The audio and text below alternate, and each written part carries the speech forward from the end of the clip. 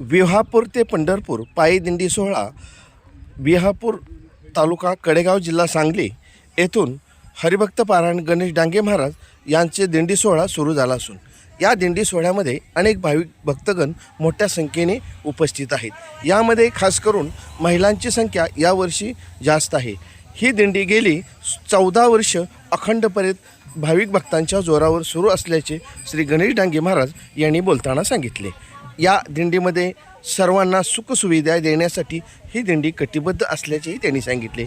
या दिंडीमध्ये 80 वर्षाचे वयोवृद्ध सुद्धा या दिंडीमध्ये सामील झालेत आणि यावर देखरेख करण्यासाठी एखाद्या भाविकांना औषध पुरवठा होण्यासाठी डॉक्टरची सुद्धा मोफत सोय केली असल्याचेही सांगितले। त्यामुळे अनेक वयोवृद्ध भाविक भक्तांना या सेवेमुळे अनेकांना लाभ झाल्याचेही त्यांनी सांगितले आहे। मुबलक पाणीपुरवठा तसेच राहण्याची व जेवणाची उत्तम सोय करण्यात आली आहे। जनकल्याण न्यूजसाठी जे के काळे।